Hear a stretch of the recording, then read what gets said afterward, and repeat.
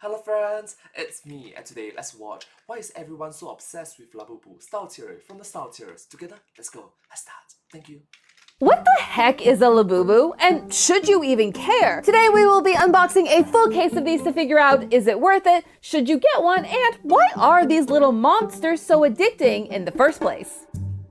Hello Internet, welcome to Style Theory, the show that's ready to find out if Labubu is the Lulu or the Salulu to your problems. Hello Internet, welcome to Style Theory. Let's begin.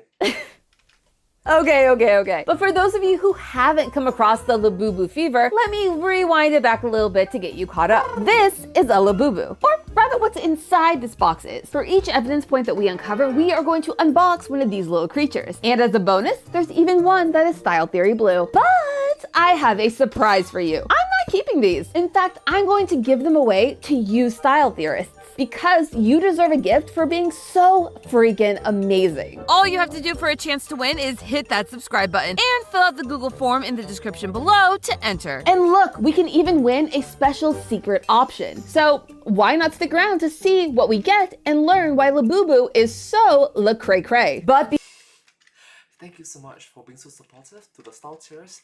Thank you so much for subscribing. Subscribe. Thank you.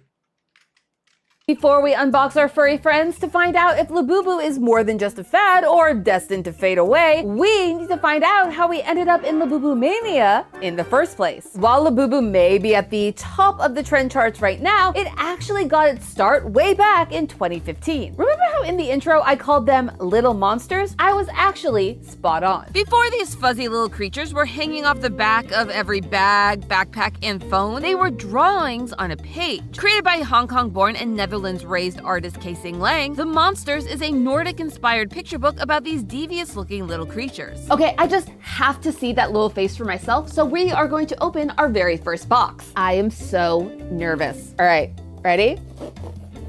That's so final. Ooh, okay. I got a little too excited. I thought it was the Style Theory Blue one, but it's just the package. Okay, that's what it looks like inside. It comes with a card, but we're not gonna look at that yet. Are you ready to see what our first Labubu is? Oh, this is so scary.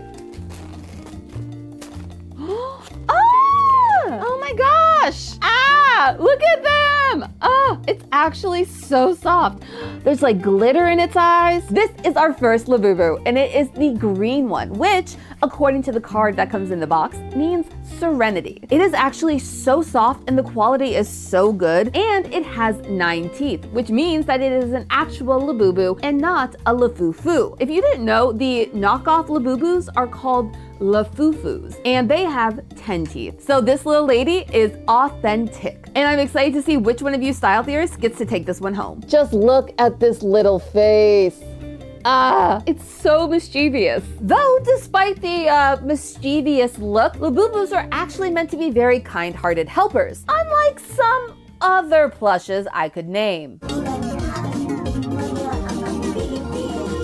These stories were inspired by Nordic mythology and folklore, featuring a variety of made-up creatures, including, of course, Labubu. A star was born. But books don't always equal a huge fan base. And in 2010, Lang transitioned from being an illustrator to a toy maker. But he wasn't making the kind of stuff you would give to your little brother or sister to play with. These were collectibles, art pieces. Think artsy bears, Tokidoki, and Funko Pops. Now, surprisingly, this isn't the first time a whimsical story from Northern Europe has broken out of the pages and into the mainstream. The Moomins, which is a Finnish story about these partially bovine, partially human creatures, has a cult following. I may or may not have fallen down the Moomin rabbit hole a couple years ago. The Moomins created an empire of toys, games, shows, books, clothes, you name it, they probably put a Moomin on it. But it's never quite reached the mainstream success that Labubu has. So what makes these little monsters so special? Well, it comes down to 2 key differences. I'm gonna guess because of the gacha impact and also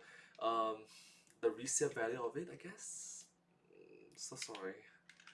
First, it had reach. In 2019, Lang partnered with Pop Mart, a Chinese-owned toy company with international reach. You see, while Moomins were able to take hold in Europe, they struggled to reach outside markets, like the US. But Pop Mart was already there. As of recording this episode, Pop Mart has over 450 stores in 30 different countries. And in the US alone, they have 37 brick-and-mortar stores, plus 50 of what they call their robo-shops, which is a fancy word for saying vending machines.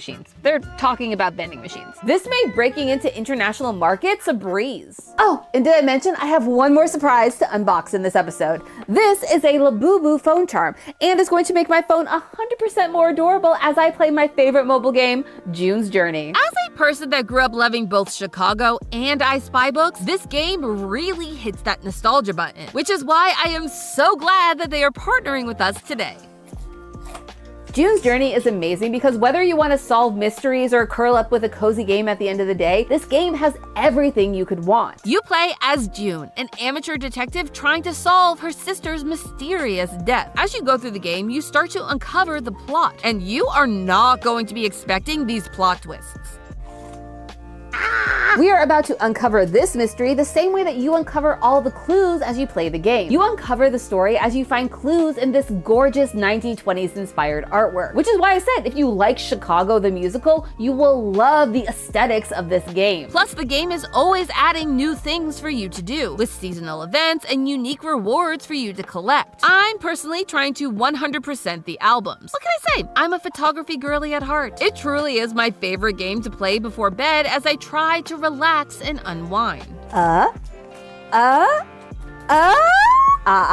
Before you can see what's inside, you need to go click the link in our description or scan the QR code on screen to go download June's Journey for free. Yeah, it's all free. And you can get started on your journey today for free by downloading the game using my link in the description or scanning the QR code on screen. It's available on iOS, Android, and PC. Yeah, you have no reason to miss out on the fun. So click the link in our description or scan the QR code on screen to start playing June's Journey. Well, I finished decorating my phone. Oh my gosh! Not only is this going to go directly on my phone, it's going to lead us to our second key difference, visibility. So, thank you so much for supporting this episode from the StyleTheorists. Thank you. Cute! Labubu's mix of cutesy and monstrous features held a unique appeal. This creepy yet cute aesthetic hits that fine line between your fear response and your innate curiosity. It's a look that historically held the attention of alternative subcultures. Think scene kids, emos, and of course, the K-pop stans, who I both highly respect and kind of fear. So when one of the biggest names in K-pop starts constantly talking about how much they love Labubu, you know it's about to go off. Around April of 2024, Lisa from Blackpink began posting about her love of Labubu on Instagram, talking about them in interviews, and basically bringing them up to anyone who would listen. We love a fellow fangirl. Pop Mart's sales skyrocketed, with their plush toy revenue increasing by over 1,200%. Yeah, 1,200%. All thanks to Lalisa and her Labubus. Now, celebrity endorsements aren't a new thing. It's marketing 101. Our brains are wired to trust the opinions and recommendations of our faves. And when you look at the numbers, it really works. When Nike and Michael Jordan collaborated to make the Air Jordans, it made $126 million in its first year alone. George Clooney's endorsement helped Nespresso increase its sales by 30%. And when Louis Vuitton made Zendaya the face of their brand, they were finally able to break into the Gen Z market. And this box is the most appealing for me to open next. I'm so excited. All right, ready?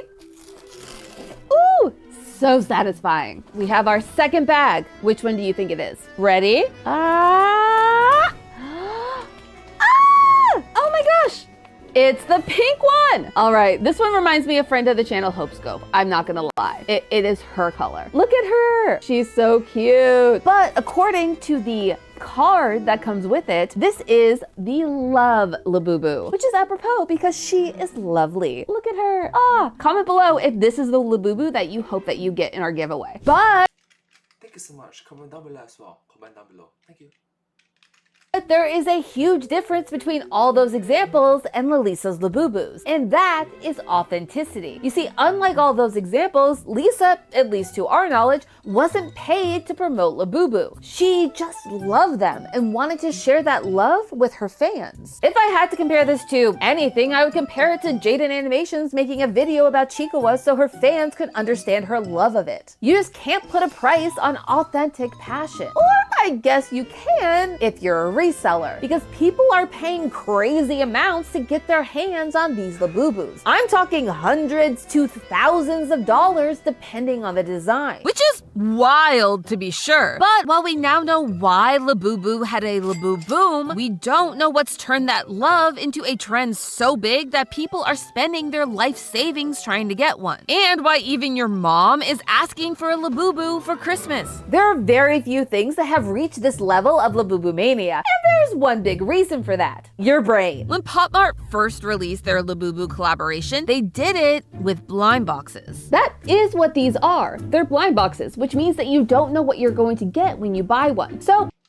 there's a gacha effect, which, let's be honest, if it is not well controlled or well played, it can go out of control really fast. Each box is a bit of a gamble. It's a sales strategy used to get you to buy everything from Pokemon trading cards to collectibles of Sanrio characters. This tactic works due to a theory, a psychology theory, called intermittent reinforcement. But hey, that's just a theory, a psychological theory. Thanks for watching. Thank you so much. All time. Strategy used to get you to buy everything from Pokemon trading cards to collectibles of Sanrio characters. This tactic works due to a theory, a psychology theory, called intermittent reinforcement. I'm sorry, I have to do that. Okay, intermediate reinforcement. When I hear the word theory, it is legitimately written into my theorist contract. The idea. But hey, that is just a theory, a style theory. Keep looking sharp. Okay, so where were we? Intermediate reinforcement. Behind this theory is that rewarding a desired behavior, like say opening a blind box and getting the Labubu you want, can cause you to get a hit of dopamine, aka the happy chemical. When that reward is given at unpredictable or irregular intervals, rather than every time a desired behavior occurs, it encourages you to keep repeating that desired behavior over and over again in search of that same dopamine hit. Okay, but I mean, I have to find out what's in our next box.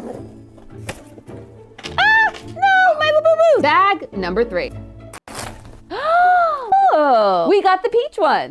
Oh, I love this. Look at that. According to the card inside, the peach one represents happiness. And I can tell you that when I opened it, I got a burst of happiness, aka dopamine. But there is no real guarantee that you'll get what you want when you open your first, second, third, or even 100th blind box. It's a trick used by casinos, toy companies, video games, and more. And when it comes to Labubu, there are more than 300 variants out there in the wild. Most are considered to be very common, but some are considered to be very, very rare. Like that secret option that it says could be in our case. If you are determined to have a full set, you'll buy case after case after case just to try to find it. Or you might cheat. When I worked at Barnes & Noble, we had to tape up our blind boxes because people wanted to open them before they bought them. They didn't want the risk, they just wanted the reward. Don't do that. Don't be that person. No one likes that person. That person sucks. But it's this chase that gets people invested in brands like Labubu. You know that thrill of uncertainty right before you open a box? Well, that also triggers that same release of dopamine we were talking about earlier, except it's much more fleeting. Once you open the box and find out that you didn't get what you wanted, that dopamine disappears, and the urge to get another box to fill that void returns. And if you just never get the one that you really, really want, you may just keep spending money until you put so much into the chase that you feel like you have to keep going. This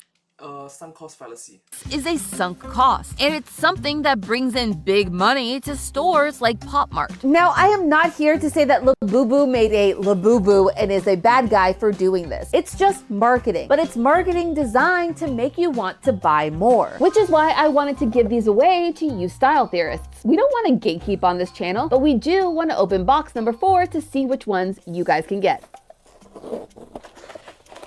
Bag number 4. Ooh!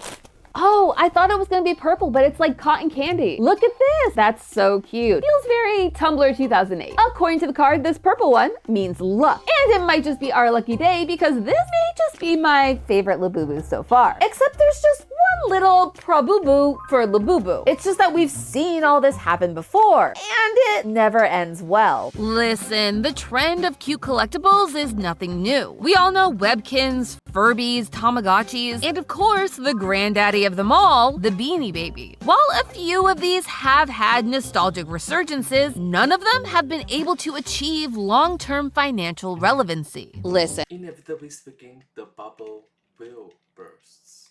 The current one that is the biggest is Pokemon cards. But how long do you think it can last before the bubble bursts? 5 years later down the road? 4 years? 6 years down the road? I don't know.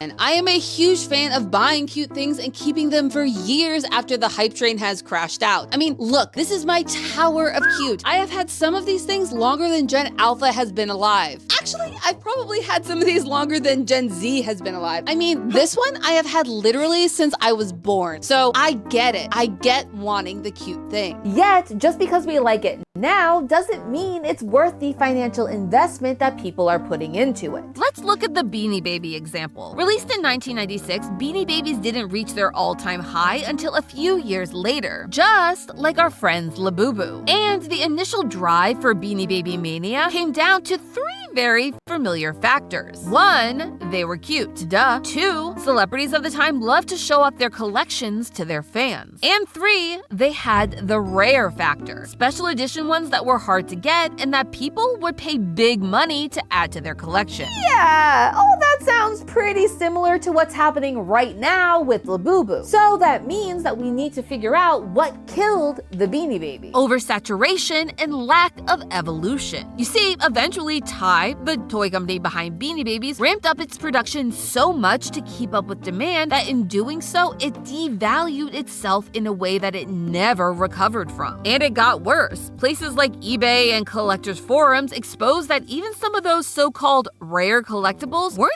actually so rare. And obviously Labubu is destined to follow along that same path, right? Well, maybe. The thing is, Labubu has managed to do something that Beanie Babies never did, and that is be fashionable. It all comes back to fashion. It all comes back to fashion. Yeah, these little fuzzballs may just be the hottest accessory of the season. Heck, maybe even the decade. Which is why we need to open box number 5. Woo! Oh, that one ripped cleanly. We only have one other box after this. All right, you ready? We got the one that's Style Theory Blue. Ah! Truly the most devious of style theorists. And that's a hard competition to win. And it turns out that our little blue friend is the Hope Labubu, which I think is pretty fitting because I have a lot of hope for the future of this channel, the future of this community, and of course, the future of fashion. Not only has Labubu made its way down the runway of Milan Fashion Week, it's now taking over the closets of your best friends. Remember how we talked about Lalisa and her Labubu obsession? Well, one of the key places she featured her love of Labubu is on her bags, just like other style icons like Rihanna and Dua Lipa. Labubu hit the jackpot when it came to not just trends, but timing. At the same time that they were appearing on Lalisa's bag charms were having a huge resurgence in pop culture. One of the staples of Gen Z style is self-expression. And what better way to show off your individuality than adding decorations to your bag that represent different parts of your personality? Whether you dabble in cottagecore, love an anime moment, or just like to keep it simple, there's a Labubu available to match your aesthetic. There's really only one other brand that has managed to do the same thing and stay on trend for decades. Sanrio. Even if that name doesn't sound familiar, you still probably know its characters like Hello Kitty and My Melody. Yep, these characters have been a staple of collectors and fashion fans alike for years. And it all comes down to how they've been able to combine their fans' love of their characters with their love of fashion. From clothes to home goods to makeup, Hello Kitty is everywhere, and yet it's never reached that tipping point of oversaturation like Beanie Babies. They have been able to intertwine their brand with their fans' lives, and Labubu is looking to do the same thing. And they might just have found their trick to doing that, one that not even Hello Kitty has been able to achieve. Not only is the market booming for the Labubus themselves, there's a whole new market developing around them. Fans are designing clothes and accessories for their Labubus, and some are even making businesses around creating these items to sell to other Labubu fans. And business is booming, y'all. Now, even if you didn't get the Labubu you wanted in your blind box, you can still customize the one you got to fit your personality. Heck, if you have the right skills or know the right shops, you and your Labubu could even twin. Also,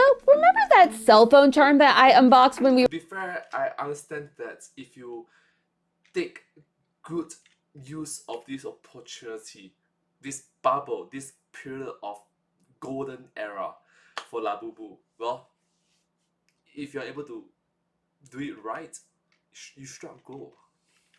We're talking about our partner for today's episode, June's Journey, which, if you remember, is still available for free with the link in our description or the QR code on screen. Well, I'm gonna send each of our winners one of those cell phone charms alongside our Labubus. And this is our final Labubu to open. What's it gonna be? What do you think? Do you think we got the surprise, or do you think we got the final color? 3, 2, 1. Ah! Okay, we got the pink and peach Labubu. This is actually so cute. Its nose and its tooth is yellow. Oh, I like it. Oh, that's so cute. And this little peach and pink Labubu means loyalty, which is something that you all have been bringing to the Style Theory channel since the start. So I am so happy to be able to give some of you the gift of Labubu by entering our giveaway. And here's the thing, if Lang and Potmar play their cards right, Labubu might just be the next Hello Kitty. I mean, it's already on its way. With the rumors of a possible TV show and movie on the horizons, this could just be the start of Labubu's epic journey and the start of your next favorite fashion accessory. But hey, that's just a theory, a style theory. Keep looking sharp. Up next on Style Theory. Etsy is dead. Wow, that escalated quickly for this. Anyways, thank you so much to the StyleTheorists for this episode, and yeah. But hey, that's just a theory. A style theory. Keep looking sharp. Subscribe. Thank you so much. Hope you guys enjoyed. Hope to see you in my next video. Thank you.